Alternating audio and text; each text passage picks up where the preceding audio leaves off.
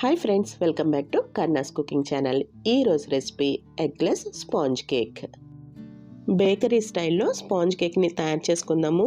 ఈ sponge cake మనం తయారు చేసుకోవడం వచ్చింది అంటే మనం న్యూ ఇయర్కైనా, క్రిస్మస్కైనా, ఇంకా బర్త్డేస్కైనా కానీ డెకరేట్ చేసుకుని చక్కగా ఇంట్లోనే బేకరీ స్టైల్ కేక్ని తయారు చేసేసుకోవచ్చు. నేను లాస్ట్ ఇయర్ బేకరీ స్టైల్లో తయారు చేసిన కేక్ రెసిపీ లింక్ని పైన ఐకార్డ్లోనే ఇంకా డిస్క్రిప్షన్లోనే పెడుతున్నాను. ఇంట్రెస్ట్ ఉంటే ట్రై చేసి చూడండి. ఎన్నో రకాల కేక్ రెసిపీస్ చేస్తుంటారు కదండి, ఈసారి ఇలా ట్రై చేసి చూడండి. టేస్ట్ బాగుంటుంది, ఇంకా ఎగ్లెస్ అయినా కానీ చాలా స్పంజీగా ఉంటుంది. కరీనాస్ కుకింగ్ ఛానల్లో cake recipes, snacks recipes, biryanis, ఇంకా రోటి పచ్చళ్ళు కూడా చాలా వెరైటీస్ ఉన్నాయండి. ఇంట్రెస్ట్ ఉంటే ట్రై చేసి చూడండి. అలాగే కరీనాస్ కుకింగ్ ఛానల్ని ఫస్ట్ టైం చూస్తున్నట్టయితే సబ్స్క్రైబ్ చేసుకోవడం మర్చిపోకండి. బేకరీ స్టైల్ రెసిపీస్ ఏవి తయారు చేసుకున్నా కానీ ఎప్పుడు కూడా మనకి బిస్కెట్స్ ఇంకా కేక్స్ లాంటివి ఎప్పుడు తయారు చేసుకున్నా మెజర్మెంట్స్ అనేవి కరెక్ట్గా ఉండాలి.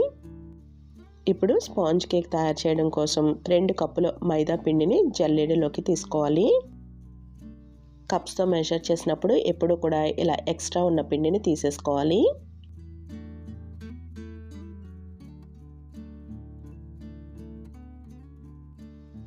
ఇంకా ఈ మైదా పిండిలోకి 4 టేబుల్ స్పూన్లు పంచదార పొడి వేసుకోవాలి. ఇంకా 2 టీ స్పూన్లు baking soda, 1 teaspoon baking powder వేసుకోవాలి. ఇప్పుడు ఇవన్నీ కూడా జల్లించేసుకోవాలి.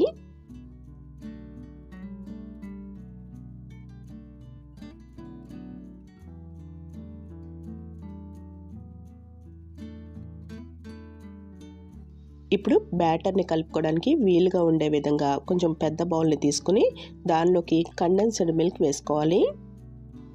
నేను ఈ నెస్లీ మిల్క్ మేడ్ ఉంటుంది కదా, అది తీసుకున్నానండి. ఇది 380 గ్రామ్స్ డబ్బా. మనం తీసుకున్న మైదా పిండి క్వాంటిటీకి ఈ 380 గ్రామ్స్ కరెక్ట్గా సరిపోతుంది.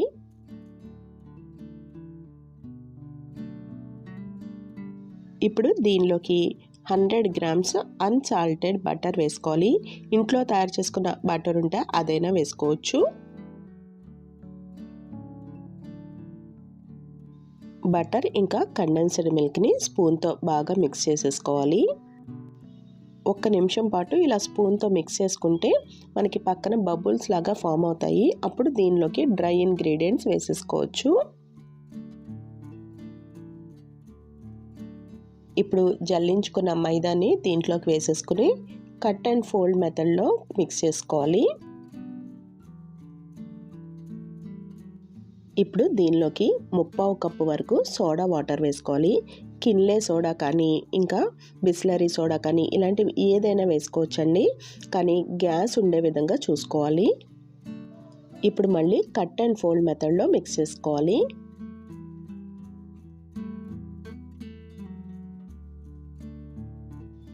ఇలా కలుపుకున్న తర్వాత బ్యాటర్ కన్సిస్టెన్సీ చెక్ చేసుకోవాలి. ఇక్కడ మనకి బ్యాటర్ కొంచెం గట్టిగా అనిపిస్తుంది. ఇలా ఉంది అంటే మనకి కేక్ తయారు చేసుకున్నప్పుడు పైన బ్రేక్స్ వచ్చేస్తాయి. అందుకని దీంట్లోకి ఇంకొంచెం ఈ సోడా వాటర్ని వేసుకోవాలి. మనం 1/2 కప్పు వేసుకున్నాం కదా, ఇప్పుడు వేసుకునేటప్పుడు 1 టేబుల్ స్పూన్ వరకు వేసుకుని మళ్ళీ మిక్స్ చేసుకుని కన్సిస్టెన్సీ చూసుకుని మళ్ళీ 1 టేబుల్ స్పూన్ అలా కలుపుకోవాలి.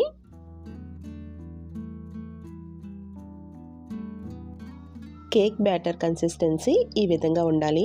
కేక్ బ్యాటర్ మరీ పల్చగా అయిపోయింది అంటే పైన జిగురుగా ఉన్నట్టుగా ఉంటుంది. కేక్ బ్యాటర్ బాగా గట్టిగా ఉన్నట్టయితే మనం కేక్ తయారు చేసుకునేటప్పుడు పైన అంతా కూడా బ్రేక్స్ వచ్చేసినట్టుగా ఉంటుంది. ఇప్పుడు దీనిలోకి 1/2 టీ స్పూన్ వరకు వెనీలా ఎసెన్స్ వేసుకుని కలుపుకోవాలి.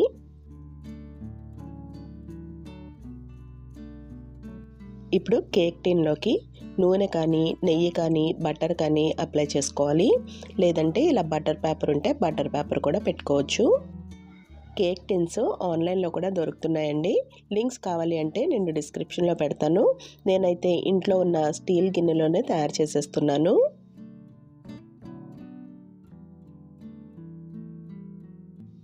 బ్యాటర్ని ఇలా కేక్ టిన్లోకి వేసేసుకున్న తర్వాత ఇలా 2-3 సార్లు ట్యాప్ చేసుకోవాలి.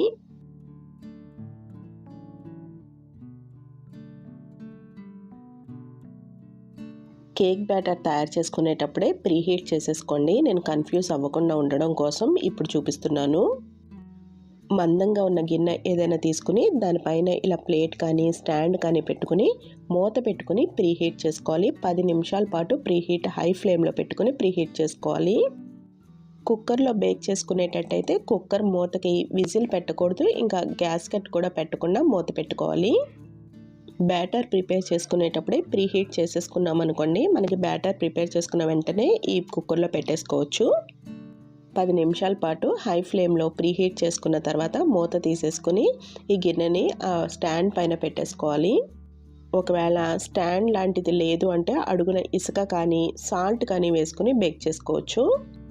ఇప్పుడు మూత పెట్టేసుకోవాలి. మూత పెట్టుకునేటప్పుడు ఇలా కుక్కర్ మూత అయితే మనకి బాగానే ఫిట్ అయిపోతుంది. ఒకవేళ ఇంట్లో ఉన్న ప్లేట్ ఏదైనా పెట్టుకోవాలి అనుకున్నట్టయితే మనకి కుక్కర్ అంతా కవర్ అయ్యే విధంగా చూసుకోవాలి.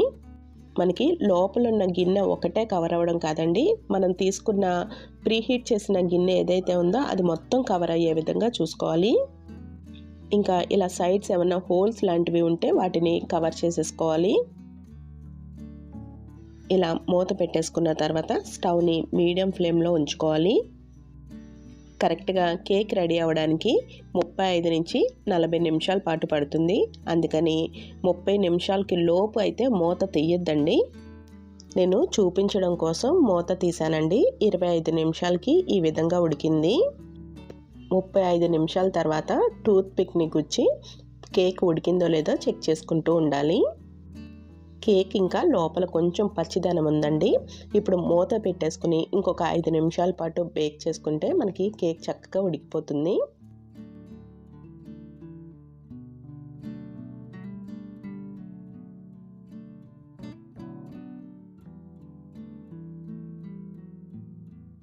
కేక్ చక్కగా ఉడికిపోయిందండి. ఇప్పుడు కుక్కర్లోంచి గిన్నెని తీసేసుకోవాలి.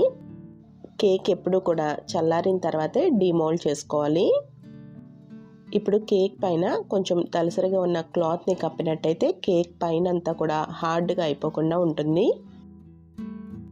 కేక్ చల్లారిన తర్వాత ఇలా చాకుతో అంచుల వెంట లూజ్ చేసుకోవాలి.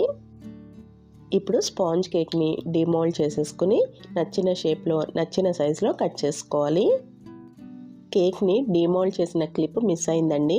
కేక్ని డిమోల్డ్ చేసుకున్న తర్వాత బటర్ పేపర్ ఉంటుంది కదా, ఆ బటర్ పేపర్ని కూడా రిమూవ్ చేసేసుకుని అప్పుడు కట్ చేసుకోవాలి. ఈ స్పాంజ్ కేక్ ఇలా తయారు చేసుకున్నాము అంటే మనం ఏ అకేషన్కైనా కానీ దానికి తగ్గట్టుగా పైన డెకరేట్ చేసుకుంటే సరిపోతుంది. పిల్లలకి స్నాక్స్ బాక్స్లోకి పెట్టడానికైతే ఈ విధంగా చిన్న చిన్న పీసెస్ కట్ చేసేసుకుని బాక్స్లో పెట్టడానికి కూడా చాలా బాగుంటుంది. బేకరీ స్టైల్లో సింపుల్గా తయారు చేసుకునే స్పాంజ్ కేక్ రెసిపీ మీకు నచ్చినట్టయితే కరుణాస్ కుకింగ్ ఛానల్ని సబ్స్క్రైబ్ చేసుకోవడం మర్చిపోకండి. Thank you for watching Karuna's cooking channel.